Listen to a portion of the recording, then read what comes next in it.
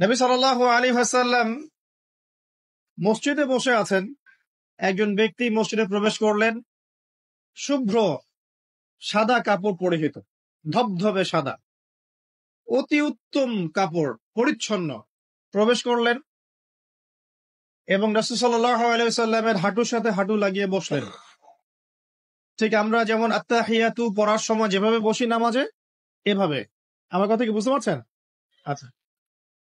এবার নবী সাল্লাল্লাহু আলাইহি ওয়াসাল্লামকে তিনি ব্যাক টু ব্যাক 4টা প্রশ্ন করছেন।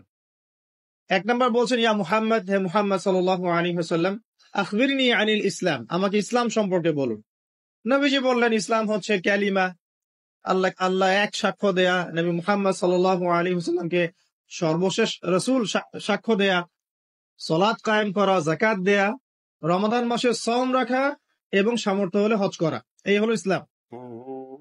তিনি বললেন, সাদাকতা, আপনি সত্য বলেছেন। ওমর রাদিয়াল্লাহু আনহু বলছেন, ফাআজিবনা লাহু ইয়াসআলুহু ওয়া ইউসাদ্দিকুহু, আমরা তার প্রশ্ন শুনে অবাক হয়ে গেলাম। সে নিজেই প্রশ্ন করছে, নিজেই আবার সত্যায়ন করছে। যে প্রশ্ন করছে সে তো জানার জন্য প্রশ্ন করছে।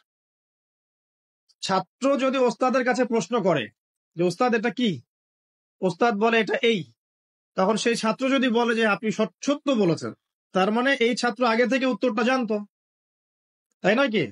তার মানে এই প্রশ্ন করে আগে থেকেই জানে যে উত্তরটা কি হবে। তো দ্বিতীয় প্রশ্ন করছেন তিনি, বলছেন আখবিরনি আনিল ঈমান, ঈমান কি, আমাকে ঈমান সম্পর্কে বলুন। নবী সাল্লাল্লাহু আলাইহি ওয়াসাল্লাম বলছেন, ঈমান হচ্ছে 6টা বিষয় বিশ্বাস করা।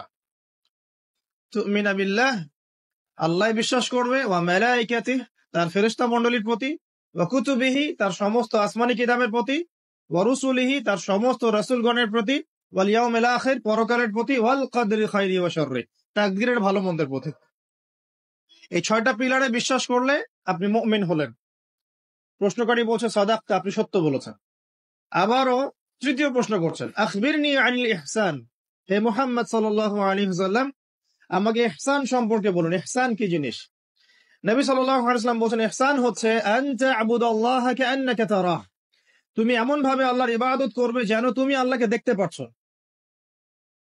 ওয়া ইল্লাম তাকুন তারাহু ফাইন্নাহু ইয়ারাক, যদি তুমি আল্লাহকে দেখতে না পারো, জেনে রাখবে আল্লাহ ঠিকই তোমাকে দেখছেন। এই আল্লাহ কনসিয়াসনেসের নাম হচ্ছে ইহসান। কি নাম? ইহসান। ইসলামের ভিত্তি পেলাম 5টা, ঈমানের কয়টা পেলাম? 6টা। আর ইহসানের ব্যাখ্যা কি পেলাম? আল্লাহ কনসিয়াসনেস, মানে আল্লাহকে হাজির নাজির জেনে ইবাদত করা। কেউ যদি আল্লাহকে হাজির নাজির জেনে ইবাদত করে, সে কিন্তু পাপ করতে পারবে না। তার নামাজে মনোযোগ কিন্তু ডানে বামে যাবে না ইনশাআল্লাহ। তো তিনি বললেন, সত্য বলেছেন আপনি। এবার চতুর্থ প্রশ্ন করছেন তিনি যে আখবিরনি আনিস সাআ, আমাকে কিয়ামত সম্পর্কে বলো, কিয়ামত কবে হবে? তখন নবী সাল্লাল্লাহু আলাইহি ওয়াসাল্লাম বলছেন, মাল মাসউলু আনহা বিআ'লামা মিনাস সাইল, এই বিষয়ে প্রশ্নকারীর চেয়ে উত্তরদাতার জ্ঞান বেশি নয়। এই বিষয়ে প্রশ্নকারীর চাইতে উত্তরদাতার জ্ঞান বেশি নয়, মানে কেউই জানে না কিয়ামত এক্স্যাক্টলি কবে হবে। তখন প্রশ্নকারী থেমে যাচ্ছেন না, প্রশ্নকারী আবার প্রশ্ন করছেন, 5 নম্বর প্রশ্ন, যে ফাখবিরনি আন আমারাতিহা, তাহলে আমাকে কিছু আলামত বলেন কিয়ামতে, কিয়ামতে কিছু আলামত বলেন। নবী সাল্লাল্লাহু আলাইহি ওয়াসাল্লাম অনেক আলামত বলতে পারতেন কিন্তু, এবং তিনি বলেছেনও, সারা জীবনে তিনি অসংখ্য আলামত বলেছেন।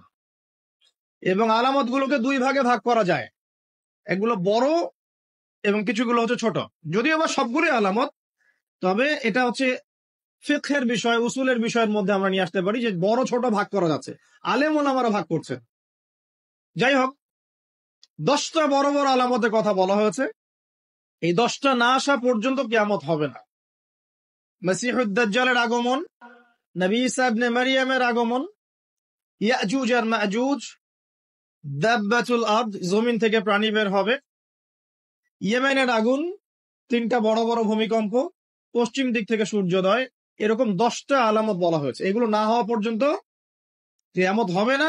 এগুলো এখনো হয়নি, এগুলোর কোনোটাই এখনো আসেনি। এগুলো বাদ দিয়ে যেগুলো আলামত সুগরা আমরা বলছি, ছোট ছোট, এগুলোর ম্যাক্সিমাম প্রায় 99% আমরা এখন দেখতে পারি। তবে দেখার জন্য চোখ লাগবে। আর চোখ বলতে শুধু বাইরের চোখকে বোঝাচ্ছি না, হৃদয়ের কলবের কি লাগবে? চোখ লাগবে। আমি আপনার কলবের চোখ দিয়ে আপনাকে শহরটাকে চেনাচ্ছি আপনার। এই হাদিসে নবী সাল্লাল্লাহু আলাইহি ওয়াসাল্লাম অনেকগুলো আলামত না বলে মাত্র দুটো আলামত বলেছেন। কয়টা? মাত্র দুটো। আমি বলছি জীবনের শেষের দিকের হাদিস। শেষ সময় তো আমরা বেশি নসিহত করতে যাবো, তাই না?